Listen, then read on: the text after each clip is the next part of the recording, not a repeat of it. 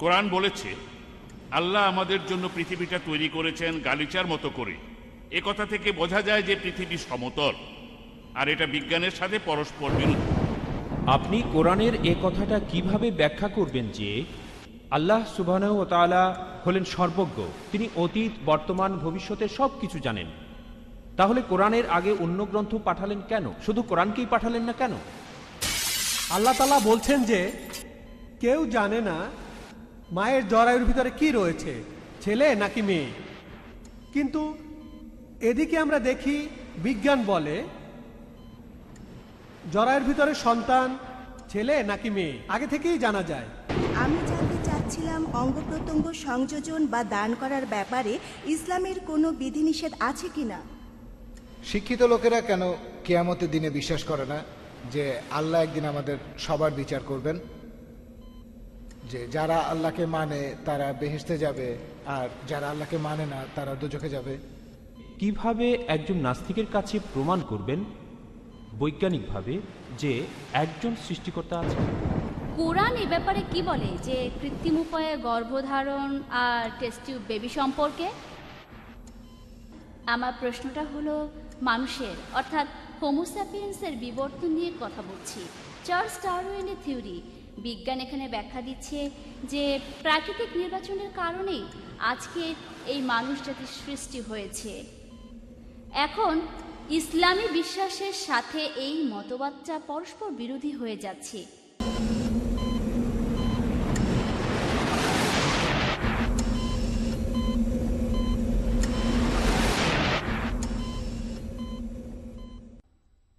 খ্রিস্টপূর্ব ৬ষ্ঠ শতকে একজন দার্শনিক বলেছিলেন পৃথিবী নিজ অক্ষের চারপাশে প্রদক্ষিণ করে আর গ্রহগুলো সূর্যের চারপাশে ঘোরে। পবিত্র কোরআনেও ওই একই ধরনের বৈজ্ঞানিক কথা বলা হয়েছে। কিছু লোক বলে যে মুহাম্মদ এখানে সেই দার্শনিকের কথা নকল করেছে। আপনার মন্তব্য কি? যে প্রশ্নটা করা হয়েছে যে খ্রিস্টপূর্ব ৬ষ্ঠ শতকে একজন দার্শনিক বলেছিলেন পৃথিবী আর অন্যান্য গ্রহ সূর্যের চারপাশে ঘুরে, হতে পারে আমাদের নবী হযরত মুহাম্মদ সাল্লাল্লাহু আলাইহি সাল্লাম সেখান থেকে নকল করেছিলেন। আমি মেনে নিচ্ছি যে খ্রিস্টপূর্ব ৬ষ্ঠ শতকে পিথাগোরিয়ানরা, এই লোকগুলো একটা মতবাদ দিয়েছিল যে পৃথিবী আর অন্যান্য গ্রহগুলো তারা সূর্যের চারপাশে প্রদক্ষিণ করে। কিন্তু যদি বলি যে হযরত মুহাম্মদ সাল্লাল্লাহু আলাইহি সাল্লাম সেই কথাগুলো নকল করেছেন, এটা অযৌক্তিক। কারণ এই লোকগুলো তখন বুঝতে পারেনি যে এই পিথাগোরিয়ানরাই এই মতবাদও দিয়েছিল যে সূর্য হলো এই বিশ্বজগতের কেন্দ্র, সূর্য স্থির আছে, নিজের চারপাশে ঘোরে না, প্রদক্ষিণও করে না। ধরলাম যে হযরত মুহাম্মদ সাল্লাল্লাহু আলাইহি সাল্লাম এটা নকল করেছেন, পৃথিবী আর গ্রহ আবর্তিত হয়, প্রদক্ষিণ করে। আর মুহাম্মদ সাল্লাল্লাহু আলাইহি সাল্লাম এটা নকল করেননি যে সূর্য এই বিশ্বজগতের কেন্দ্র, সূর্য স্থির আছে, আবর্তিত হয় না, প্রদক্ষিণও করে না। এটা অযৌক্তিক। আমি এটা জানি এমন অনেক দার্শনিক রয়েছেন যারা অনেক মতবাদের কথা বলেছেন, অনেক মতবাদ দিয়েছেন, বিভিন্ন বিষয়ে অনেক কথা বলেছেন। তবে যদি ভালো করে দেখেন এইসব দার্শনিকদের বিভিন্ন রকম মতবাদ, তাদের মতবাদের মধ্যে সত্যি কথা আছে, ভুল কথাও আছে। আমরা সাধারণত সত্যি মতবাদগুলো নিয়ে এই কথা বলি, আর তারা যে কিছু ভুল মতবাদ দিয়েছিলেন সেগুলোর কথা আমরা ভুলে যাই। তারা অসাধারণ পণ্ডিত। এই সব দার্শনিকদের মতবাদ আর কোরআনের মধ্যে পার্থক্যটা হলো এই দার্শনিকরা ভেবেচিন্তে অনুমান করেছেন, তার মধ্যে ভুল অনুমানও আছে। কোরআনে আলহামদুলিল্লাহ 1000-এরও বেশি আয়াত বিজ্ঞান নিয়ে কথা বলছে, আর একটা আয়াতও ভুল নেই। পার্থক্যটা হলো কোরআন চ্যালেঞ্জ করছে।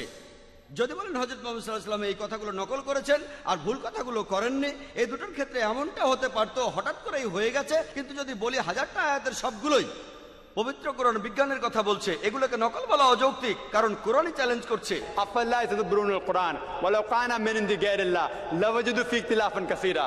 সূরা নিসার 82 নম্বর আয়াতে উল্লেখ করা হয়েছে, তাহারা কি কোরআন সম্বন্ধে অনুধাবন করে না? ইহা যদি আল্লাহ ব্যতীত কাহার নিকট হতে আসিত তবে উহাতে অনেক অসঙ্গতি থাকিত। পরের প্রশ্ন ডান দিকের মাইক থেকে। আসসালামু আলাইকুম, আমার নাম ফয়সাল।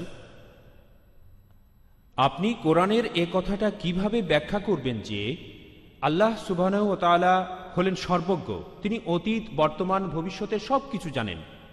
তাহলে কোরআনের আগে অন্য গ্রন্থ পাঠালেন কেন? শুধু কোরআনকেই পাঠালেন না কেন? ভাই, আপনি প্রশ্ন করেছেন যে আল্লাহ সুবহানাহু ওয়া তাআলা কেন পবিত্র কোরআনকেই প্রথমে পাঠাননি, কেন তিনি আগে অন্যান্য কিতাবগুলি পাঠিয়েছেন তারপর কোরআন পাঠিয়েছেন। যেন আমাকে প্রশ্ন করলেন কেন আমি প্রথমে ডাক্তারি পড়াশোনা করিনি, কেন আমি প্রথমে ক্লাস 1, 2, 3 পাস করে তারপর ডাক্তারি পড়তে গেছি। আপনাকে ধাপে ধাপে এগোতে হবে। কোরআনের আগে যেসব আসমানি কিতাব নাজিল হয়েছিল, আমি এক কথা আগেও বলেছি, সেগুলো একটা নির্দিষ্ট জাতি আর নির্দিষ্ট সময়ের জন্য পাঠানো হয়েছিল। পবিত্র কোরআন নাজিল হয়েছে সমগ্র মানব জাতির জন্য, আর কোরআনের নির্দেশ পৃথিবীতে থাকবে চিরদিনের জন্য। সেজন্য আগের আসমানি কিতাবগুলি সেই সময়ের জন্য। আল্লাহ ঠিকই ভেবেছিলেন, তিনি সবকিছু জানেন, তিনি জানতেন কখন আসমানি কিতাব পাঠাতে হবে। এমন নয় যে আরো আগেই পাঠাতেন। যেমন একজন টিচার জানেন ছাত্রকে কতখানি পড়াতে হবে, এর বেশি পড়ানোর দরকার নেই। তাই আল্লাহ ঠিক করেছেন মানুষ এখন সেই স্তরে উঠতে পেরেছে যাতে তাদের উপর চূড়ান্ত কিতাব নাজিল করা যায়। আল্লাহ জানতেন যে তার আগের সময়টাতে নাজিল করা ঠিক হতো না, তাই আগের একটা আসমানি কিতাবও সংরক্ষণ করা হয়নি, শুধুমাত্র পবিত্র কোরআন বাদে। কারণ কোরআন সর্বশেষ এবং চূড়ান্ত আসমানি কিতাব। আর যদি কোরআনকে আল্লাহর বাণী হিসেবে প্রমাণ করতে চান, এটা 1400 বছর আগে প্রমাণিত হয়েছে, আজকেও প্রমাণিত হবে এবং আল্লাহর বাণী হিসেবে চিরকালই প্রমাণিত হবে ইনশাআল্লাহ। এবারের প্রশ্ন স্লিপ থেকে। কোরআন বলেছে আল্লাহ আমাদের জন্য পৃথিবীটা তৈরি করেছেন গালিচার মতো করে। এ কথা থেকে বোঝা যায় যে পৃথিবী সমতল, আর এটা বিজ্ঞানের সাথে পরস্পর বিরোধী। এখানে প্রশ্ন করা হয়েছে, আর শ্রোতারাও অবাক হয়ে গেছেন, যে কোরআন বলছে পৃথিবীকে একটা গালিচা দিয়ে মোড়ানো হয়েছে, এর অর্থ পৃথিবী সমতল কিনা। এখানে আসলে পবিত্র কোরআনের একটা আয়াতের কথা বলা হচ্ছে, সূরা নূহের 19 নম্বর আয়াত আর 20 নম্বর আয়াতে উল্লেখ করা হচ্ছে যে আল্লাহ ভূমিকে বিস্তৃত করিয়াছেন একটি গালিচার মতো। কিন্তু এর পরের আয়াতে উল্লেখ করা হয়েছে 20 নম্বর আয়াতে, যাহাতে তোমরা চলাফেরা এবং ভ্রমণ করিতে পারো প্রশস্ত পথে। আমি আমার লেকচারে বলেছি, আজকের ভূতত্ত্ববিদরা বলেন আমরা পৃথিবীতে যে আবরণের উপর বাস করি সেটা 1 থেকে 10 মাইল পুরু। পৃথিবীর পুরো ব্যাসার্ধের 1%-এরও কম। পৃথিবীর ব্যাসার্ধ হলো 3750 মাইল। উপরের আবরণটা একটা শক্ত খোলস, ভেতরের স্তরগুলো অনেক গরম আর তরল। জীবজন্তুর পক্ষে সেখানে বেঁচে থাকা সম্ভব নয়। কোরআন কোনো জায়গায় বলছে না যে পৃথিবী সমতল। এখানে একটা উপমা দেওয়া হচ্ছে যে আল্লাহ ভূমিকে বিস্তৃত করেছেন গালিচার মতো। মানুষের একটা ভুল ধারণা আছে যে একটা গালিচা বিছানো যায় শুধু সমতল জায়গায়। এটা ভুল। একটা গালিচা বর্তুলাকার জায়গায় তো বিছানো যায়। উদাহরণস্বরূপ চিন্তা করেন যে এখানে পৃথিবী এক বড় মডেল রাখা হয়েছে, গ্লোব, মনে করেন 10 ফুট ব্যাসার্ধের, খুবই বড়। এর চারপাশে আপনি একটা গালিচা মুড়ে দিতে পারেন। এটা সম্ভব, কারণ আমরা কোথাও গালিচা বিছাই কখন? সাধারণত সেখানে গালিচা বিছাই যেখানে হাঁটা চলা করা বেশ কষ্টকর। আমরা সেখানেই গালিচা বিছাই যেখানে হাঁটা চলা করা বেশ কষ্টকর। বিজ্ঞান এখন আমাদের বলে যদি পৃথিবীর উপরে শক্ত আবরণ চারিপাশে গালিচার মতো ছড়ানো না থাকতো, আমরা এখানে বাস করতে পারতাম না, কারণ ভেতরের স্তরগুলো গরম আর তরল। তাই কোরআন যখন বলছে ভূমিকে বিস্তৃত করা হয়েছে, বলা হচ্ছে পৃথিবীর উপরের আবরণ গালিচার মতো ছড়ানো হয়েছে, আর কারণও বলা হয়েছে যাতে তোমরা চলাফেরা ও ভ্রমণ করতে পারো প্রশস্ত পথে। কোরআনে আরো এক জায়গায় বলা হয়েছে যে আল্লাহ ভূমিকে করেছেন বিস্তীর্ণ। পবিত্র কোরআনের সূরা নাবার 6 নম্বর আয়াতে উল্লেখ করা হয়েছে যে আল্লাহ ভূমিকে করেছেন বিস্তৃত। এখানে বলা হচ্ছে আল্লাহ পৃথিবীকে প্রশস্ত করে বানিয়েছেন। এর কারণ জানেন? এর উত্তর আছে সূরা আনকাবুতে 56 নম্বর আয়াতে। এখানে উল্লেখ করা হয়েছে, বলা হয়েছে আমি তোমাদের জন্য পৃথিবীকে প্রশস্ত করিয়াছি যাহাতে তোমরা শুধুমাত্র আমারই ইবাদত করো, যাতে করে আপনি বলতে না পারেন আমি যে পরিস্থিতিতে ছিলাম, হতে পারে বোম্বেতে এখানে পরিস্থিতি খারাপ ছিল, সেজন্য আমি সেখানে কোনো ভালো কাজ করতে পারিনি, খারাপ কাজ করেছি। আল্লাহ বলছেন পৃথিবী তোমাদের জন্য প্রশস্ত আর বিস্তৃত। অনেক জায়গা আছে খারাপ কাজের জন্য আপনি কোনো অজুহাত দেখাতে পারবেন না, পরিস্থিতির দোহাই দিতে পারবেন না।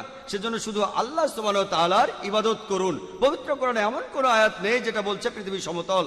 আসলে আমি আমার লেকচারেও বলেছি, পবিত্র কোরআনে সূরা লুকমানের 29 নম্বর আয়াতে আছে, আর সূরা জুমারের 5 নম্বর আয়াতে বলা হয়েছে পৃথিবী আসলে বর্তুলাকার। আর বিশেষ করে সূরা নাজিয়াতের 30 নম্বর আয়াতে বলা হয়েছে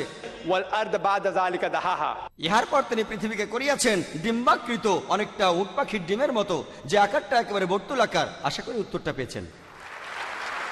এবারে বাম দিকের মাইক থেকে। আসসালামু আলাইকুম ওয়া রাহমাতুল্লাহি ওয়া বারাকাতুহু। আমার নাম আব্দুস সোবাহান, আমি একজন অ্যাকাউন্টেন্ট। পবিত্র কোরআনে আছে আল্লাহ তাআলা বলছেন যে কেউ জানে না মায়ের জরায়ুর ভিতরে কি রয়েছে, ছেলে নাকি মেয়ে। কিন্তু এদিকে আমরা দেখি বিজ্ঞান বলে জরায়ুর ভিতরে সন্তান ছেলে নাকি মেয়ে আগে থেকেই জানা যায়। এ ব্যাপারে কিছু বলেন। ভাই, আপনি প্রশ্ন করেছেন যে কোরআন বলছে আল্লাহ তাআলা ছাড়া কেউ বলতে পারবে না মায়ের গর্ভে সন্তানের লিঙ্গ কি হবে। আর আজকে বিজ্ঞান উন্নত হয়েছে, আমরা আগে থেকেই বলতে পারি আল্ট্রাসোনোগ্রাফি ইত্যাদির মাধ্যমে সন্তানের লিঙ্গ কি হবে। ভাই, আপনি পবিত্র কোরআনের একটি আয়াতের কথা বলেছেন। সূরা লুকমানের 34 নম্বর আয়াতে উল্লেখ করা হয়েছে যে কিয়ামতের জ্ঞান কেবলমাত্র আল্লাহর নিকটে রহিয়াছে, কখন বৃষ্টি বর্ষণ করিবেন এবং তিনি জানেন মায়ের জরায়ুতে যাহা আছে, কখন কে মৃত্যুবরণ করিবে সে কে অর্জন করিবে। কোরআন বলছে যে আল্লাহ জানেন যে মায়ের জরায়ুর ভেতরে কি রহিয়াছে। কোরআন এটা বলছে না যে আল্লাহ জরায়ুর সন্তানের লিঙ্গ আগে থেকে জানেন। আমি জানি যে কোরআনের বেশ কিছু অনুবাদ আছে, বিশেষ করে উর্দু অনুবাদে উল্লেখ করা হয়েছে লিঙ্গ। কোরআনে লিঙ্গ শব্দটা উল্লেখ করা হয়নি। এখানে কোরআনের সূরা লুকমানের 34 নম্বর আয়াতে লিঙ্গের কথা বলা হয়নি, বলা হয়েছে আল্লাহ তাআলা ছাড়া কেউ জানেন না মায়ের জরায়ুতে কি আছে। এখানে আসলে বলা হচ্ছে সেই সন্তান কেমন হবে, যে সন্তানটি কিছুদিন পরে জন্ম নেবে সে ভালো হবে না খারাপ হবে, সে সমাজে ভালো কাজ করে বেড়াবে নাকি খারাপ কাজ, সে বড় হয়ে কি হবে, ডাক্তার না ইঞ্জিনিয়ার, সে বেহেশতে যাবে না দোজখে যাবে। আর কোনো বিজ্ঞানী সর্বাধুনিক প্রযুক্তি ব্যবহার করেও সেটা বলতে পারবে না। কোরআনেও বলা হয়নি যে আল্লাহ সন্তানের লিঙ্গ জানেন, বলা হয়েছে যে আল্লাহ জানেন যে এই সন্তানের প্রকৃতি কেমন হবে আর সে কি করবে। আর সর্বাধুনিক প্রযুক্তি ব্যবহার করেও কোনো বিজ্ঞানী এসব বলতে পারবে না। আবু হুরায়রা রাদিয়াল্লাহু আনহু ও আবু সাঈদ খুদরি রাদিয়াল্লাহু আনহু বর্ণনা করেন, নবী করিম সাল্লাল্লাহু আলাইহি সাল্লাম বলেছেন, মুসলিমদের প্রতি পৌঁছে না কোনো বিপদ, কোনো রোগ, কোনো ভাবনা, কোনো চিন্তা, কোনো কষ্ট বা কোনো দুঃখ, এমনকি ফোটে না তার শরীরে কোনো কাঁটা, যার দ্বারা তার গুনাহসমূহ আল্লাহ মাফ করেন না। সহিহ বুখারী 7ম খণ্ড অসুস্থতা অধ্যায়, হাদিস সংখ্যা 5642। এবারের প্রশ্ন স্লিপ থেকে। কোরআনে জ্যোতির্বিদ্যা নিয়ে বলা আছে, জ্যোতিষশাস্ত্র নিয়ে কি বলা আছে যে গ্রহ নক্ষত্রের অবস্থানের উপর মানুষের ভাগ্য নির্ভর করে। হিন্দু বিভিন্ন পুরাণ এবং ধর্মগ্রন্থে রাশিচক্র নিয়ে অনেক কথা বলা হয়েছে, আপনার মন্তব্য কি? যে প্রশ্নটা করা হয়েছে, কোরআন জ্যোতির্বিদ্যা নিয়ে কথা বলেছে, কোরআন জ্যোতিষশাস্ত্র নিয়ে কি কথা বলেছে, যেমন আকাশের নক্ষত্র দেখে মানুষের ভাগ্য গণনা করা ইত্যাদি।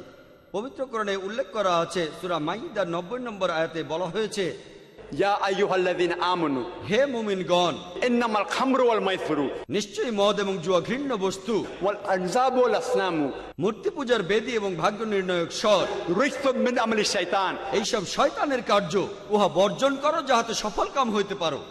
কোরআন বলছে মানুষের ভবিষ্যৎ সম্পর্কে গণনা করো না।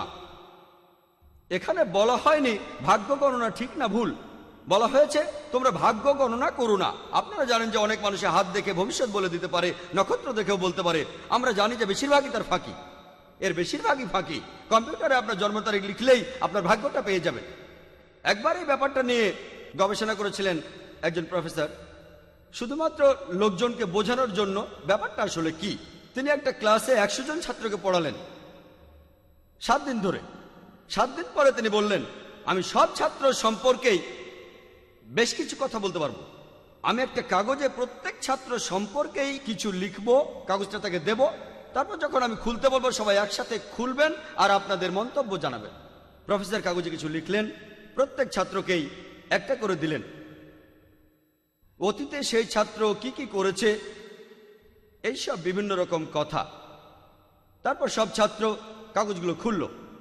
তারপর কি হলো, সেখানে 90%-এর বেশি ছাত্র বলল প্রফেসরের কথাগুলো 100% ঠিক, আর বাদবাকি 10% বলল 90% ঠিক। এখানে এক্সপেরিমেন্ট ছিল যে এই প্রফেসর আসলে সবার জন্য একই কথা লিখেছেন। আপনারাও জানেন কিছু ব্যাপার, ধরুন আমি বললাম সামনের 6 মাসে আপনার জীবনে ভালো কোনো ঘটনা ঘটবে। যদি কয়েকশো খারাপ ঘটনা ঘটে, একটা অন্তত ভালো ঘটবে, তাহলে এটা ভবিষ্যৎ গণনা করো না, এটা শুধুমাত্র মানুষকে চমকে দেওয়ার ব্যাপার। বেশিরভাগ মানুষ যারা ভাগ্য গণনায় বিশ্বাস করে তারা কি বলে জানেন, যে অন্য সব লোক যারা ভবিষ্যৎ গণনা করে তারা সবাই মিথ্যে বলে, কিন্তু আমি যে লোকের কাছে যাই সে 100% ঠিক কথা বলে, সবাই কথা বলে। আর ভাগ্য গণনা যারা করে তারা টাকার জন্য করে। কোরআনে কথা বলছে না যে এটা ঠিক না ভুল, কোরআন বলছে তোমরা মানুষের ভবিষ্যৎ গণনা করো না। কথা বলা হচ্ছে না ভবিষ্যৎ আগে থেকে কেউ বলতে পারবে না, শুধু বলছে করো না, এতে তোমাদের ক্ষতি হবে। আশা করি উত্তরটা পেয়েছেন। এবারের প্রশ্নটাও স্লিপে। প্রশ্ন করছেন অ্যাডভোকেট আব্বাসী টাকার নিয়াজি। পৃথিবীতে এখন এডস ছড়িয়ে পড়েছে, আমরা এই রোগের চিকিৎসা জানি না। কোরআন কি এই রোগের প্রতিকার আর প্রতিরোধ সম্পর্কে কিছু বলেছে? যে প্রশ্নটা করা হয়েছে, এইডস এখন আমাদের জন্য একটা হুমকি, অ্যাকোয়ার্ড ইমিউন ডেফিসিয়েন্সি সিনড্রোম। কোরআনই সম্পর্কে কি বলছে?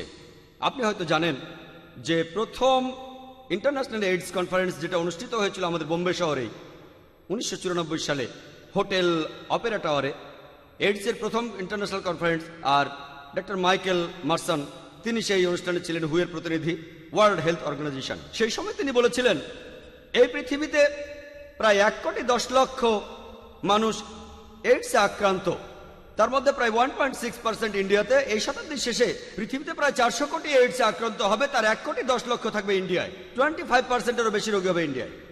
তিনি আরো বলেছেন যে 5 বছরের মধ্যে, আগামী 5 বছরে এই রোগের কোনো ঔষধ বের হবে না। কেউ এখনো এই রোগের কোনো ওষুধ বের করতে পারেনি। প্রতিরোধী সেরা উপায়, প্রতিকার নয়, প্রতিরোধ। আর এইডস হওয়ার কারণগুলো তিনি বলেছিলেন, একটা হলো সমকামিতা,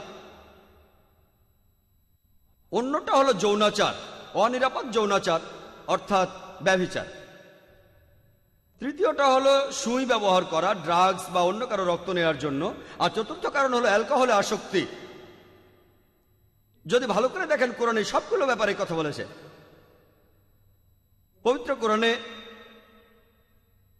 সূরা আরাফের 80 নম্বর আয়াত ও 81 নম্বর আয়াতে আছে যে আমি লুতকে পাঠাইয়াছিলাম, নবী লুত আলাইহিস সালাম, সে তাহার সম্প্রদায়কে বলিয়াছিল, তোমরা এমন কুকর্ম করিতেছ যাহা তোমাদের পূর্বে কেহ করে নাই, তোমরা কামতৃপ্তির জন্য নারী ছাড়িয়া পুরুষের নিকট গমন করো, তোমরা নিশ্চয়ই সীমা লঙ্ঘনকারীদের সম্প্রদায়।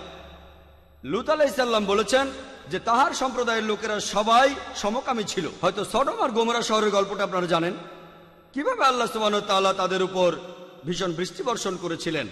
সমকামিতাকে পবিত্র কোরআন নিষিদ্ধ ঘোষণা করেছে, কিন্তু এখন আমরা দেখি সমকামীরা বিয়েও করতে পারে। খবরটা জানেন? আমি যখন কানাডায় ছিলাম, খবরের কাগজের প্রথম পাতায় দেখেছি এক পুরুষ আর এক পুরুষকে চুমু দিচ্ছে, স্বামী স্ত্রী, লিগালাইজড গে, সমকামিতা বৈধ। সমকামীরা অধিকারের জন্য মিছিল করে, সমকামীদের অধিকার। সান ফ্রান্সিসকোতেও এই ঘটনা দেখেছি। একটা কারণ হলো সমকামিতা, আরেকটা হলো ব্যভিচার। পবিত্র কোরআনে সূরা ইসরার 32 নম্বর আয়াতে উল্লেখ করা আছে, বলা হয়েছে যে তোমরা জিনার নিকটবর্তী হইও না, ইহা শয়তানি এবং শয়তানের অন্য পথগুলো খুলিয়া দেয়। ব্যভিচারের নিকটবর্তী হইও না। আর আপনারা জানেন আমেরিকাতে একজন মানুষ গড়ে 8 জন মানুষের সাথে যৌন সম্পর্ক করার পর সে একজনের সাথে স্থায়ীভাবে বসবাস শুরু করে। এখানে গড়ে 8 জন, কারো হয়তো 20, কারো 30, কারো 1 জন বা 2 জন, গড়ে 8 জনের সাথে যৌন সম্পর্কের পর একজনের সাথে স্থায়ীভাবে থাকা শুরু করে। আপনারা জানেন এটা সেখানে একদম বৈধ। কোরআন সব সময় ব্যভিচারের বিরুদ্ধে, পুরোপুরি ব্যভিচারের বিরুদ্ধে। আর এইডসের অনেকগুলো কারণের একটা হলো পতিতাবৃত্তি। এদেরকে ডাক্তাররা কি বলে জানেন? CSW। এর অর্থ কি জানেন? Commercial sex workers. আমরা এদের সুন্দর নাম দিয়েছি। আর ডক্টর গিল্ডার মত অনুযায়ী সেই কনফারেন্সে যে বোম্বে শহরে 50% কমার্শিয়াল সেক্স ওয়ার্কার এইডসে আক্রান্ত, এই শতাব্দীর শেষে 90% হবে। ইসলাম ধর্মে পতিতাবৃত্তির কোনো স্থান নেই। আর পতিতালয়ে যারা যায় তাদের বেশিরভাগই, রিপোর্ট বলছে তাদের বয়স 15 থেকে 24-এর মধ্যে, সবাই তরুণ। আমাদের প্রিয় নবী হযরত মুহাম্মদ সাল্লাল্লাহু আলাইহি সাল্লাম বলেছেন, সহিহ বুখারীতে আছে 7 নম্বর খণ্ড 3 নম্বর অধ্যায় 4 নম্বর হাদিস, তিনি বলেছেন, হে যুবক যুবতীরা, তোমাদের যাহাদের বিবাহ করিবার সামর্থ্য আছে বিবাহ করো, কারণ তাহাতে তোমাদের দৃষ্টিনত হইবে। ইসলাম অনুযায়ী তাড়াতাড়ি বিয়ে করাই ভালো। এতে করে ব্যভিচার বন্ধ হবে, যথেচ্ছ যৌনাচার বন্ধ হবে, এতে করে সমকামিতাও বন্ধ হবে। সেজন্য আমাদের নবী বলেছেন, বিবাহ তোমাদের অর্ধেক দিন পূরণ করবে। একেবারে শেষের কারণটাতে আসি, নেশা জাতীয় দ্রব্যের আসক্তি। এছাড়াও অ্যালকোহলিজম। বেশিরভাগ যারা পতিতালয়ে যায় 90% তারা মদ পান করে, অ্যালকোহলিক। পবিত্র কোরআনে উল্লেখ করা আছে, সূরা মাইদার 90 নম্বর আয়াতে বলা হয়েছে, ইয়া আইয়ুহাল্লাযীনা আমানু, হে মুমিনগণ, ইন্নামাল খামরু ওয়াল মাইসিরু, নিশ্চয়ই মদ এবং জুয়া ঘৃণ্য বস্তু, ওয়াল আনযাবু ওয়াল আসনামু, মূর্তি পূজার বেদী এবং ভাগ্য নির্ণায়ক স্বর, রিজসুম মিন আমালি শাইতান, এইসব শয়তানের কার্য, উহা বর্জন করো যাহাতে সফল কাম হইতে পারো। আজকে মেডিকেল ডাক্তাররা তারা বলেন কাউকে মাতাল বলবেন না, অ্যালকোহলিজম অসুখ, তাদেরকে রোগী মনে করুন। মেডিসিনের বইগুলোতে একটা শব্দ এসেছে অ্যালকোহলিজম। অ্যালকোহলিজম একটা রোগ, মানুষের বিভিন্ন রোগ, আর টিউবারকুলোসিস অথবা ক্যান্সার। অ্যালকোহলিককে দোষ দেবেন না, এরা রোগী, এটা একটা অসুখ। আমি তাদের বলি, অ্যালকোহলিজম যদি অসুখ হয়, এটা একমাত্র অসুখ যেটা বোতলে বিক্রি হয়। এটা একমাত্র অসুখ যার বিজ্ঞাপন দেয়া হয় খবরের কাগজে, ম্যাগাজিনে দেয়া হয়, রেডিওতে দেয়া হয়, এমনকি টেলিভিশনেও দেখানো হয়। আমাদের সরকার আইন করেছে যে অ্যালকোহল জাতীয় কোনো পণ্যের কোন রকম বিজ্ঞাপন দেয়া যাবে না। তারা এখন কি করে জানেন? Bag piper soda. কে এই সোডা খাবে? আসল কথা মানুষ জানে এই ব্যাগ পাইপার সোডা হলো হুইস্কি, তারপরও ব্যাগ পাইপার সোডা। আরেকটা বিজ্ঞাপন লন্ডন পিরেস বা অন্য কোনো অ্যালকোহল কোম্পানি, গ্লাস গ্লাস, এটা গ্লাসের অ্যাড। যে কোনো সুস্থ মানুষই বুঝবে এটা আসলে অ্যালকোহলের বিজ্ঞাপন। এরা আসলে সরকারকে নিয়ে খেলছে। এই অ্যাডগুলো নিষিদ্ধ না, টেলিভিশনেও দেখবেন। অ্যালকোহলিজম অসুখ হয়ে থাকলে এটাই একমাত্র অসুখ যেটা থেকে সরকারের বেশ কিছু আয় হয়। এটাই একমাত্র অসুখ যেটা বৈধ দোকানে বিক্রি হয়। এটা একমাত্র অসুখ যেটা কোনো জীবাণুর কারণে হয় না। এই অসুখের কারণে দুর্ঘটনা ঘটে মানুষ মারা যায়। এই অসুখের কারণে পরিবার ধ্বংস হয়ে যায়। কোরআন বলছে এটা কোনো অসুখ নয়, বরং বলছে রিজসুম মিন আমালি শাইতান, ইহা শয়তানের কার্য, ফাজতানিবু লাআল্লাকুম তুফলিহুন, উহা বর্জন করো যাহাতে সফল কাম হইতে পারো। উপস্থিত ভাই বোনদের সবাইকে সালাম জানাচ্ছি। আমি জানতে চাচ্ছিলাম অঙ্গ প্রত্যঙ্গ সংযোজন বা দান করার ব্যাপারে ইসলামের কোনো বিধিনিষেধ আছে কিনা। বোন একটা প্রশ্ন করেছেন, অঙ্গ প্রত্যঙ্গ সংযোজন বা দান করা ইসলামে এটার অনুমতি আছে কি না। পবিত্র কোরআনে এমন কোনো আয়াত নেই যেটা সরাসরি বলেছে অঙ্গ প্রত্যঙ্গ দান করা যাবে বা যাবে না। এ ব্যাপারে কিছুই বলা হয়নি। অনেক কনফারেন্স হয়েছে, পৃথিবীর অনেক জায়গায় এ নিয়ে কনফারেন্স হয়েছে, যেমন হয়েছে মালয়েশিয়ায়, জেদ্দায়, রিয়াদে, আর এখানেও। বিষয়টা হলো অঙ্গ প্রত্যঙ্গ সংযোজনের অনুমতি আছে কি নেই। পৃথিবীর অনেক ওলামাগণ এই সিদ্ধান্তে এসেছেন। তারা বলেন অঙ্গ প্রত্যঙ্গ সংযোজনের অনুমতি আছে যদি 3টি শর্ত পূরণ করেন। প্রথমটা হলো যে মানুষকে অঙ্গটা দান করা হবে তার শরীরে অঙ্গটা সংযোজন করা হলে তার জীবন বেঁচে যাবে। যদি তার জীবন ঝুঁকির মধ্যে থাকে আর তার কোনো অঙ্গের প্রয়োজন হয় সেক্ষেত্রে অনুমতি আছে। 2 নম্বর পয়েন্ট, যে ব্যক্তি অঙ্গ দান করে সে আর্থিক কারণে এই কাজটি করবে না, টাকার জন্য নয়, 1 লাখ টাকা বা 2 লাখ টাকার জন্য নয়। 3 নম্বর, যে ব্যক্তি অঙ্গ দান করছে এ কারণে যেন সে মারা না যায়। আধুনিক বিজ্ঞান বলে শরীরের কিছু অঙ্গ প্রত্যঙ্গ যেমন কিডনি, মানুষের কিডনি একটা থাকলেই বাঁচতে পারে, স্বাভাবিকভাবে বাঁচে, দ্বিতীয় কিডনিটা বাড়তি। আমার মা ধরুন তার 2টো কিডনি নষ্ট হয়ে গেল, আমি একটা দান করলাম, অবশ্যই আল্লাহ আমাকে শাস্তি দেবেন না। তবে একটা কথা, এতে যেন আমার জীবন বিপন্ন না হয়। এ কথা বলবো না যে আমি হৃৎপিণ্ড দান করব, কারণ হৃৎপিণ্ড দান করলে আমি মরে যাব, তাই হৃৎপিণ্ড দান করতে পারবো না। শুধু সেই অঙ্গগুলোই আমি দান করতে পারবো যাতে করে আমার জীবন ঝুঁকিতে না পড়ে। আর এই অঙ্গ দান আর্থিক কারণে করব না। 2 নম্বর। 3 নম্বর, এতে অন্য মানুষের জীবন বাঁচবে। এই সিদ্ধান্ত দিয়েছেন বিভিন্ন ওলামাগণ। যেসব কনফারেন্স হয়েছে মালয়েশিয়া, রিয়াদ, জেদ্দা আর ইন্ডিয়ায়, ইন্ডিয়ার ওলামাগণ কিছুটা নিষ্ক্রিয়। তবে এখন যদি প্রশ্ন করেন ফিকা একাডেমিকে, তারা বলবে এটা করা উচিত না, কিন্তু কারো জীবন বাঁচাতে হলে শেষ উপায় হিসেবে আপনি আপনার শরীরের অঙ্গ দান করতে পারেন। আশা করি উত্তরটা পেয়েছেন।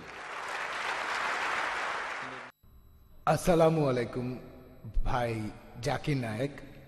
শিক্ষিত লোকেরা কেন কিয়ামতের দিনে বিশ্বাস করে না যে আল্লাহ একদিন আমাদের সবার বিচার করবেন, যে যারা আল্লাহকে মানে তারা বেহেশতে যাবে আর যারা আল্লাহকে মানে না তারা দোজখে যাবে? ভাই, আপনি প্রশ্ন করেছেন যে শিক্ষিত লোকেরা কিয়ামতের দিন বিশ্বাস করে না, শেষ বিচারের দিন আর পরকালের জীবনে বিশ্বাস করে না, তাহলে তাদেরকে যুক্তি আর বিজ্ঞান দিয়ে কিভাবে বোঝাবেন কিয়ামতের দিন, পরকালের জীবন ইত্যাদি? ভাই, একটা উপায়, আমি কথা আগেও বলেছি, সেটা হলো কোরআন শরীফের 80% সম্পূর্ণ সঠিকভাবে প্রমাণিত হয়েছে, বাকি 20%-এর কথা আমরা জানি না। আমার যুক্তি বলে এই 20%ও সঠিক হবে। এই উত্তরটা আমি আগেও দিয়েছিলাম। আরেকটা উপায়ে আপনি এই শিক্ষিত লোকদের বোঝাতে পারেন। একটা সহজ প্রশ্ন করবেন, সহজ একটা প্রশ্ন করবেন, চুরি করা ভালো না খারাপ? চুরি করা খারাপ। ভাই বললেন এটা খারাপ। ধর্ষণ ভালো না খারাপ? খারাপ। খারাপ। ভাই বললেন খারাপ। আমি এখন বলবো, শিক্ষিত লোকদের প্রশ্ন করব, যারা কিয়ামতে বিশ্বাস করে না, পরকালের জীবনে বিশ্বাস করে না, তাদের বলবো, আপনি কি একটা কারণ দেখাতে পারবেন কেন চুরি করা খারাপ? মাত্র একটা। আপনি কি একটা কারণ বলতে পারবেন কেন এটা খারাপ? মানুষ খুব সাধারণভাবে বসবাস করে, তাই তারা বিভিন্ন রকম খারাপ কাজ করে। তারা খারাপ কাজ করে? মানুষ আসলে খুব সাধারণভাবে থাকে, তাই তারা বিভিন্ন রকম খারাপ কাজ করে। আমি কথাটা বুঝলাম না। সে যাই হোক, যদি কাউকে প্রশ্ন করেন কেন চুরি করবেন না, তিনি অনেকগুলো কারণ বলবেন, যে আমি চুরি করলে অন্য মানুষের মনে কষ্ট হবে। এখন আমি বললাম, ধরুন আমি একজন স্মাগলার, ধরুন আমি স্মাগলার, আমাকে প্রমাণ করে দেখান কেন চুরি করা খারাপ। দেখুন, অন্য মানুষের ক্ষতি করছি কিনা সেটা দেখার দরকার নেই আমার, আমার কিছুই হবে না। যদি চুরি করি, যদি কারো মানিব্যাগ থেকে 1000 টাকা চুরি করি কোনো পথচারীর কাছ থেকে, আমি ভালো রেস্টুরেন্টে যেতে পারবো, আমি সেখানে ডিনার করতে পারবো, লাঞ্চ করতে পারবো, সিনেমা দেখতে পারবো, লাইফটা এনজয় করতে পারবো। কেন খারাপ হবে? কেউ হয়তো বলবে অন্য কারো থেকে চুরি করলে একদিন অন্য কেউ আপনার চুরি করবে, আমার কেউ চুরি করতে পারবে না, আমি একজন মাফিয়া। আমি উদাহরণ দিচ্ছি যে আমি একজন মাফিয়া, আমার সঙ্গে 1000 বডিগার্ড থাকে, সবার হাতে AK-47 আছে, সবার সাথে AK-47 আছে, কেউ আমার ক্ষতি করতে পারবে না, আমি সবার ক্ষতি করতে পারি, আমার সাথে 1000 বডিগার্ড থাকে, কেউ আমার পরিবারের ক্ষতি করতে পারবে না, তাদের পাহারা দেওয়া হয়। এখন আমি আপনাকে বলছি, প্রমাণ করে দেখান যে চুরি করাটা খারাপ। একটা কারণ দেখাবেন, দুটো নয়। কেন এটা খারাপ দেখাতে পারলে আমি আর এই কাজ করব না। আমি একজন যুক্তিবাদী মানুষ, বিজ্ঞানে বিশ্বাস করি। আপনি যেটা বলবেন, আমি যুক্তিবাদী মানুষ, বিজ্ঞানে বিশ্বাস করি। আপনি প্রমাণ করে দেখান যে এটা খারাপ। কেউ হয়তো বলবে যে দেখেন এটা মানবতার বিরুদ্ধে। আমি বলবো যে মানবতার এইসব আইন কে বানিয়েছে? কে বানিয়েছে? আমি এসব বিশ্বাস করি না, আমি লাইফ এনজয় করছি। যদি আমি 1000 টাকা চুরি করি, যদি আমি লাখ টাকা চুরি করি, লাইফটা এনজয় করতে পারবো, নতুন একটা ফ্ল্যাট কিনতে পারবো, আমি বিদেশে যেতে পারবো, কেউ আমার ক্ষতি করতে পারবে না, কারণ আমি মাফিয়া। কেউ কেউ বলবে পুলিশ আপনাকে ধরে জেলে পুরে দেবে। আমি বললাম সব পুলিশই আমার পকেটে, আমার পকেটে মন্ত্রী মিনিস্টারও আছে। আমরা এটাও জানি পুরো পৃথিবী জুড়েই অনেক স্মাগলার রয়েছে, যেখানে দেখা যায় পুলিশ তাদের পকেটে, অনেক মন্ত্রী মিনিস্টারও পকেটে আছে, কেউ তাদের ক্ষতি করতে পারে না, পুরো পৃথিবী জুড়ে দেখতে পাবেন। আমি বললাম ধরুন আমি একজন মাফিয়া, আমাকে প্রমাণ করে দেখান এটা খারাপ, তাহলে আমি করব না। আমি যে সব উত্তর পেয়েছি তার কোনোটাই পুরোপুরি যৌক্তিক হয়নি, যৌক্তিক হয়নি কোনোটাই। তখন আমি তাদের বললাম ঠিক আছে, এখন ধরুন আপনি একজন মাফিয়া আর আমি আপনাকে বোঝানোর চেষ্টা করব কেন চুরি করা খারাপ, কেন ধর্ষণ খারাপ। সে লোক খুশি, এতক্ষণ জাকির আমাকে নিয়ে খেলেছে, এখন আমি তাকে নিয়ে খেলবো।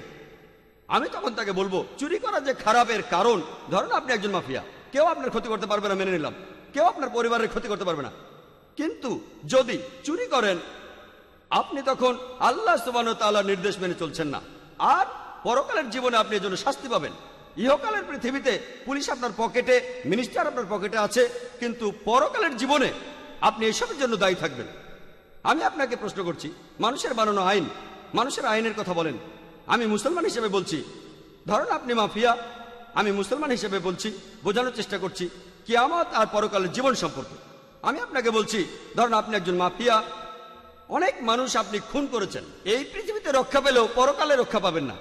আপনাকে প্রশ্ন করলাম, ধরেন একজন স্মাগলার, সে 100 জন মানুষ খুন করেছে, আপনার কি মনে হয় না তার শাস্তি হওয়া উচিত?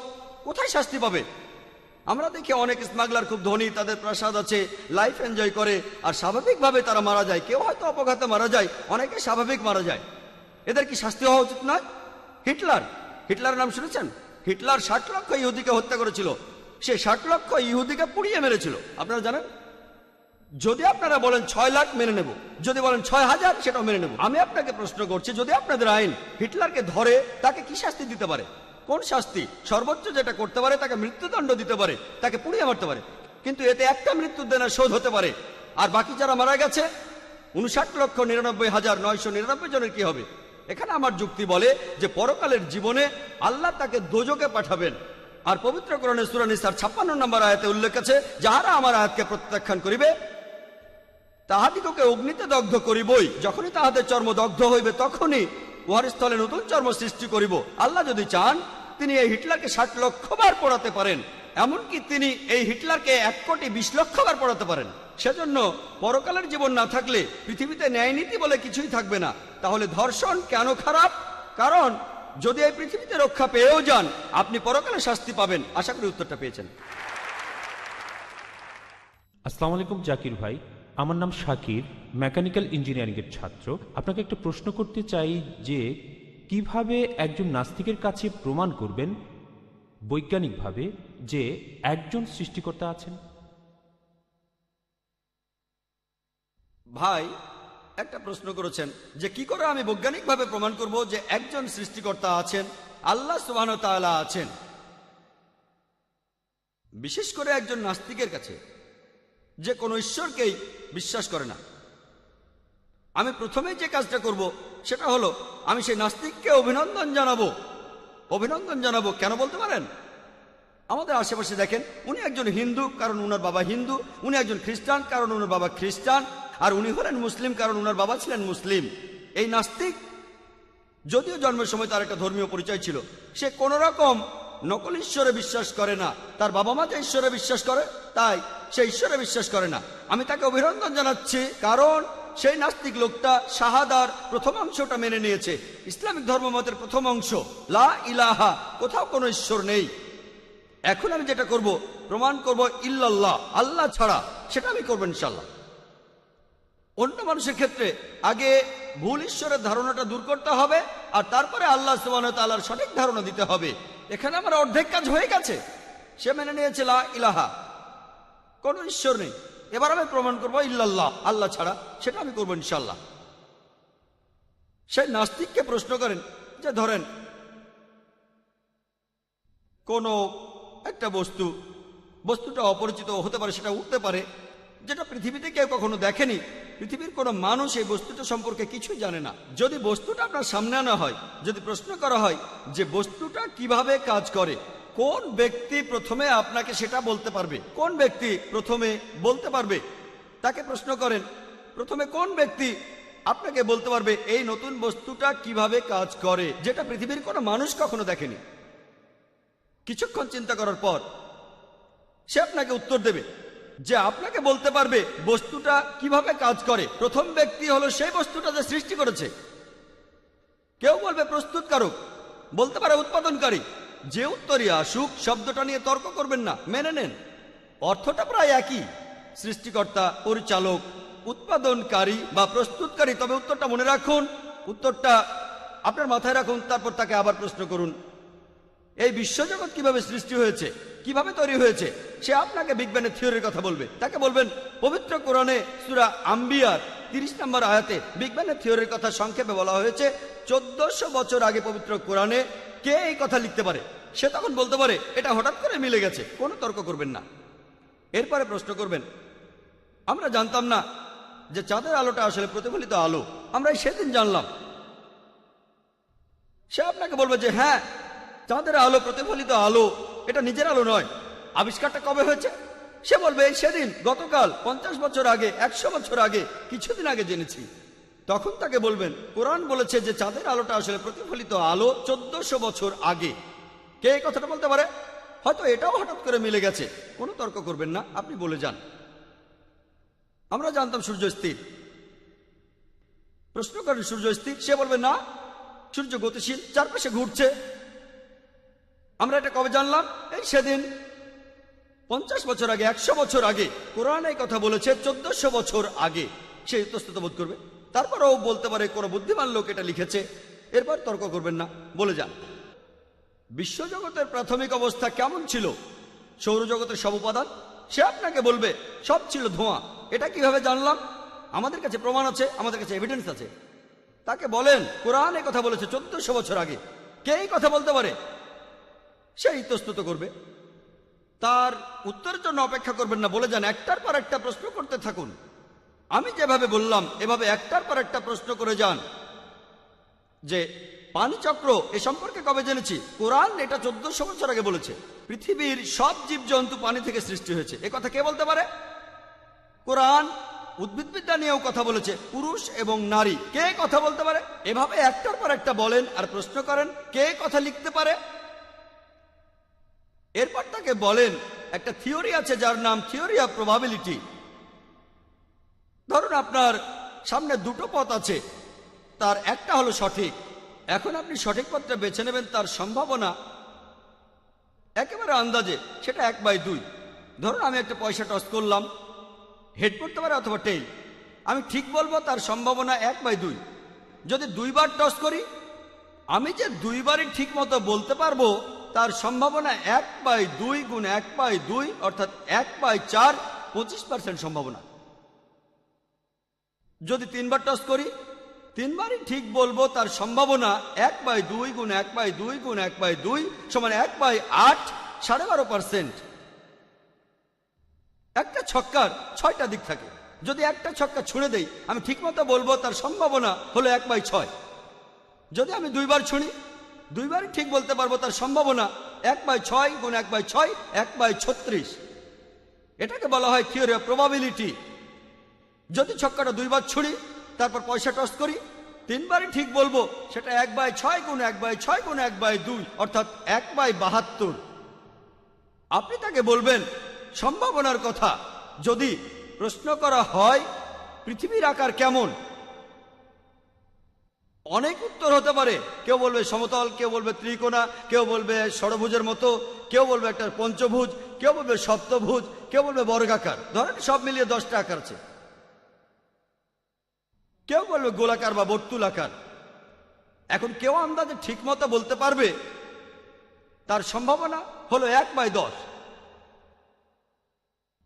চাঁদের যে আলোটা সেটা প্রতিফলিত আলো হতে পারে, আবার নিজের আলোও হতে পারে। কেউ আবারও আন্দাজে এটা ঠিকভাবে বলবে সেটার সম্ভাবনা হলো 1/2।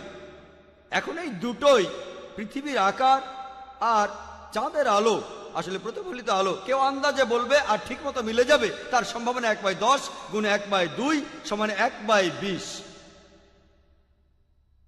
পৃথিবীর জীবজন্তু কি দিয়ে তৈরি? কেউ বলতে পারে বালি, কেউ বলবে পাথর, কেউ বা বলবে অ্যালুমিনিয়াম, কেউ বলবে আবার সোনা। ধরেন 1000টা উপাদানের নাম বলবে। কেউ হয়তো বলবে পানি, আবার কেউ বলবে রূপা। 1000টা উপাদান, এখানে কেউ আন্দাজে উত্তরটা দেবে সেটা ঠিক হবে তার সম্ভাবনা এই থিওরি অনুযায়ী 1/1000। এই তিনটাই ঠিক হবে তার সম্ভাবনা। পৃথিবী বর্তুলাকার, চাঁদের আলো প্রতিফলিত আলো, আর সব জীবজন্তু পানি দিয়ে তৈরি, তার সম্ভাবনা সেটা হবে 1/10 গুণ 1/2 গুণ 1/1000। এটা তখন হবে 1/20,000, 0.005%। পবিত্র কোরআনে 1000-এরও বেশি আয়াতে বিজ্ঞান সম্পর্কে বলা হয়েছে। 3টা ক্ষেত্রে এই সম্ভাবনাটা 0.005%।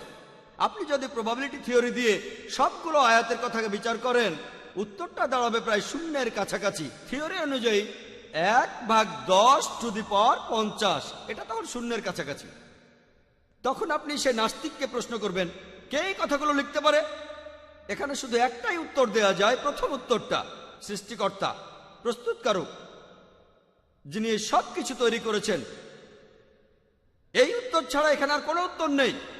বিজ্ঞান আজকের দিনে যেটা করছে, আসলে বিজ্ঞান ঈশ্বরকে বাতিল করছে না, ঈশ্বরের কিছু ধারণাকে বাতিল করছে। লা ইলাহা ইল্লাল্লাহ, বিজ্ঞান ঈশ্বরকে বাতিল করছে না, কিছু ধারণাকে বাতিল করছে। আশা করি উত্তরটা পেয়েছেন। এবারের প্রশ্ন মহিলাদের মধ্য থেকে। আসসালামু আলাইকুম। কোরআন এ ব্যাপারে কি বলে যে কৃত্রিম উপায়ে গর্ভধারণ আর টেস্ট টিউব বেবি সম্পর্কে? বোন, আপনি এখানে কৃত্রিম উপায়ে গর্ভধারণার টেস্ট টিউব নিয়ে কিছু জানতে চেয়েছেন। ইসলাম ধর্মে এসবের অনুমতি আছে কি না? বোন, কৃত্রিম উপায়ে গর্ভধারণ আসলে দুই রকমের, একটা হোমোজেনাস আর একটা হেটারোজেনাস। হোমোজেনাস মানে যে শুক্রাণু ব্যবহার করা হয় আর যে ডিম্বাণু সেগুলো হলো স্বামী স্ত্রীর। হতে পারে স্বামী অথবা স্ত্রীর কারো মেডিকেল সমস্যা আছে, তখন যদি তারা হোমোজেনাস পদ্ধতিতে কৃত্রিম উপায়ে গর্ভধারণ করে, ইসলামে এটার অনুমতি আছে। কিন্তু হেটারোজেনাস কৃত্রিম উপায়ে গর্ভধারণ, যেখানে আপনি স্পার্ম নিচ্ছেন কোন স্পার্ম ব্যাংক থেকে, এটা সম্পূর্ণ হারাম। যেরকম ব্লাড ব্যাংক আছে আজকের দিনে, সেরকম স্পার্ম ব্যাংকও আছে। আপনি স্পার্ম ব্যাংকে যেতে পারেন না আর একটা স্পার্ম নিয়ে গর্ভধারণ করতে পারেন না, এটা হারাম। তাহলে হোমোজেনাস কৃত্রিম গর্ভধারণের অনুমতি আছে, হেটারোজেনাসের অনুমতি নেই। একইভাবে টেস্ট টিউব বেবির ক্ষেত্রে বলি, যদি সেটা স্বামী স্ত্রীর হয় এটার অনুমতি আছে, যদি স্বামী এবং স্ত্রী না হয় সেটার অনুমতি নেই। এটা ব্যভিচারের মতো একটা অন্যায়। আশা করি উত্তরটা পেয়েছেন। আমি ফারজানা মোল্লা। আমার প্রশ্নটা হলো মানুষের অর্থাৎ হোমোস্যাপিয়েন্সের বিবর্তন নিয়ে কথা বলছি। চার্লস ডারউইনের থিওরি, বিজ্ঞান এখানে ব্যাখ্যা দিচ্ছে যে প্রাকৃতিক নির্বাচনের কারণেই আজকে এই মানুষ জাতির সৃষ্টি হয়েছে। এখন ইসলামী বিশ্বাসের সাথে এই মতবাদটা পরস্পর বিরোধী হয়ে যাচ্ছে যে আমরা সবাই আদম আলাইহিস সালামের সন্তান। এখন এটা কিভাবে ব্যাখ্যা করা যায়? প্রশ্নটা খুবই গুরুত্বপূর্ণ। আমার কোনো বক্তৃতা, কোরআন ও আধুনিক বিজ্ঞান নিয়ে কোনো বক্তৃতা এই প্রশ্নটা ছাড়া সম্পূর্ণ হয় না। আমি এই বিষয়ে কথা বলেছি অনেক জায়গায়, কানাডায়, আমেরিকায়, ইংল্যান্ডে, সৌদি আরবে। কখনোই এই বিষয়টা সম্পূর্ণ হয় না, আর প্রশ্নোত্তর পর্ব সম্পূর্ণ হয় না এই প্রশ্নটা ছাড়া, অর্থাৎ theory of evolution. Charles Darwin বোন প্রশ্ন করলেন, কিভাবে আমি কোরআনকে ডারউইনের বিবর্তনের মতবাদের সাথে মেলাবো? বোন, আমি এখন পর্যন্ত এমন কোনো বই পড়িনি যেটা বলছে বিবর্তনবাদের ফ্যাক্ট। সব বই বলছে বিবর্তনবাদের থিওরি। আমি এখন পর্যন্ত এমন কোনো বই দেখিনি যেটা বলছে বিবর্তনবাদের ফ্যাক্ট।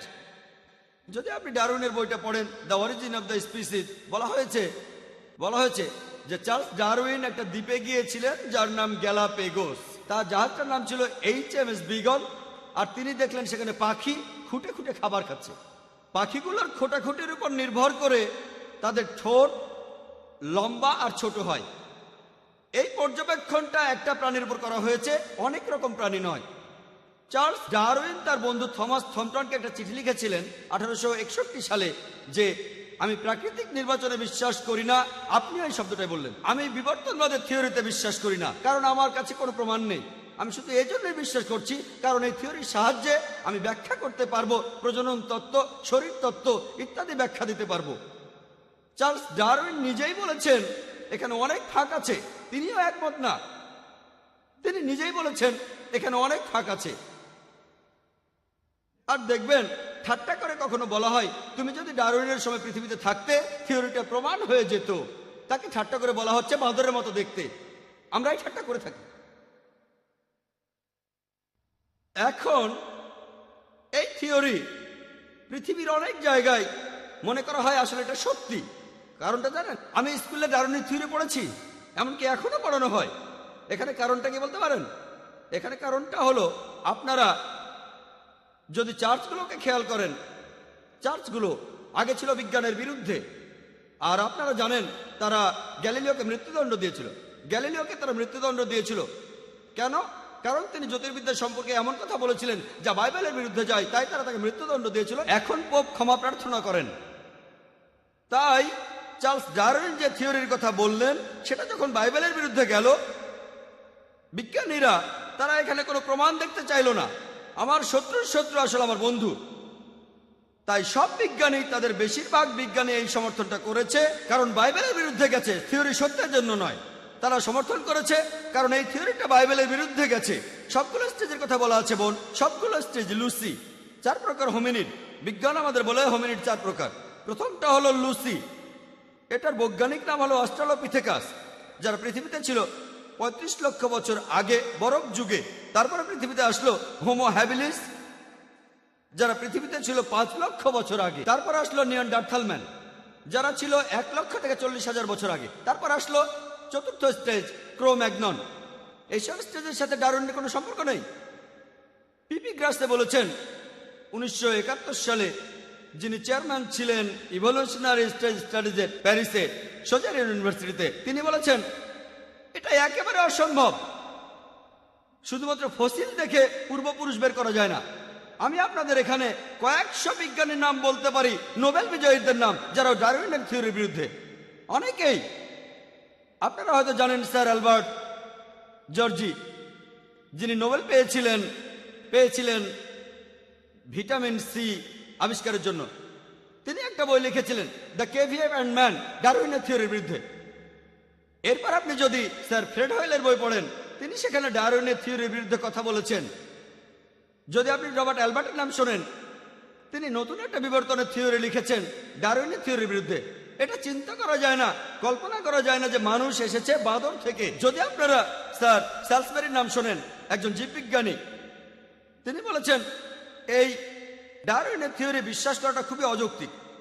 যদি হোয়াইট মিটের নাম শোনেন, স্যার হোয়াইট মিট, তিনিও ডারউইনের থিওরির বিরুদ্ধে বই লিখেছেন। তিনিও একজন জীববিজ্ঞানী। আমি কয়েকশো জনের নাম বলতে পারি। আজকের দিনেও এটা স্কুলে পড়ানো হয়। কেন সেটা আমি আগে বলেছি। মিডিয়া তাদের হাতে, এছাড়া এখানে আর কোনো প্রমাণ নেই। এখানে অবশ্যই কিছু প্রমাণ আছে একেবারে নিচু স্তরে, যেমন অ্যামিবা। নিচু স্তরের প্রাণীর ক্ষেত্রে যেমন অ্যামিবা নিজেকে প্যারামিশিয়ায় বদলে ফেলে, কোরআন এই কথা বলে না যে অ্যামিবা বদলায় না। কোরআন এই কথা বলে না। যদি প্রমাণ করা যায় সেক্ষেত্রে হয়তো সম্ভব, এটা কোরআনের বিরুদ্ধে নয়। কিন্তু এখানে কোনো প্রমাণ নেই। লোকে মলিকিউলার বায়োলজি থিওরির কথা বলে, জেনেটিক কোডিং এর কথা বলে। হ্যান্সিস ক্রেগের মত অনুযায়ী, যিনি এই ব্যাপারে একজন বিশেষজ্ঞ, তিনি বলেছেন এটা অকল্পনীয়। যদি আবারও আপনি হিসাব করেন সেই প্রবাবিলিটি যে একটা ডিএনএ সেটা দিয়েই বাদর থেকে মানুষ হয়েছে, এটাও শূন্য হবে। যদি আমি আবার হিসাব করি, আপনারা শুধু বিরক্তই হবেন। আপনাদের একটা প্রোটিন অণুর হিসাব দেখিয়েছিলাম, হিসাবটা এরকম হবে, একটা ডিএনএ। এটা আসলে কোনোভাবেই সম্ভব নয়। আপনারা জানেন নতুন একটা থিওরি এসেছে যে সমকামিতা জিনের মধ্যেই আছে। আমি খবরটা পড়েছিলাম টাইমস অফ ইন্ডিয়ায়। আমি ভেবেছিলাম এবারে আমি যখন রবিবারে আবার আমার পরের লেকচারটা দেব, আমাকে এই প্রশ্নটা তখন করা হবে, যদি সমকামিতা জিনের মধ্যেই থাকে, আল্লাহ আমাদের কেন দোষ দেবেন? কোরআন সমকামিতার বিরুদ্ধে কথা বলেছে। আমি বললাম যে এটা আসলে থিওরি, অপেক্ষা করুন প্রমাণিত হোক, এখনই মন্তব্য করবেন না। এরপর মাত্র কয়েক মাস পরেই দেখা গেল এই থিওরিটা ভুল প্রমাণিত হলো। আর যে লোক এই থিওরির কথা বলেছিল যে সমকামিতার জিনেই আছে, সে নিজেই একজন সমকামী। সেজন্যই বলেছি আমি কথা বলবো বিজ্ঞানের প্রতিষ্ঠিত সত্য নিয়ে, থিওরি আর অনুমান নিয়ে নয়। ডারউইনের থিওরি প্রমাণিত কিছু নয়। আমরা মানুষরা বাদর থেকে আসেনি। অনেক বিজ্ঞানী এই থিওরির বিরুদ্ধে কথা বলেন, আর পবিত্র কোরআনের বিরুদ্ধে কথা বলেছে। কোরআন বলছে প্রথম মানুষ হলেন আদম আলাইহিস সালাম। ইনশাল্লাহ আমরা এটা আবিষ্কার করব, হয়তো 100 বছর পরে বা 1000 বছর পরে। এটা নিয়ে গবেষণা হচ্ছে যে মানুষ জাতি একটা যুগল থেকে তৈরি হয়েছে কিনা। তবে এটা শুধু থিওরি। এটা কোরআনের আয়াত আছে যে মানুষ জাতি তৈরি হয়েছে একটি যুগল থেকে, পুরুষ ও নারী। এটা শুধুই থিওরি, তাই এটার কথা আমার লেকচারে বলিনি। ইনশাল্লাহ এটা প্রতিষ্ঠিত হবে 50 বছর পরে বা 100 বছর পরে। সেদিন আমরা জানবো কোরআন বিজ্ঞানের কথাই বলছে, পরস্পর বিরোধী কিছু নয়, বিজ্ঞানের প্রতিষ্ঠিত সত্যের সঙ্গে অসামঞ্জস্যপূর্ণ কিছু নয়। আশা করি উত্তর পেয়েছেন।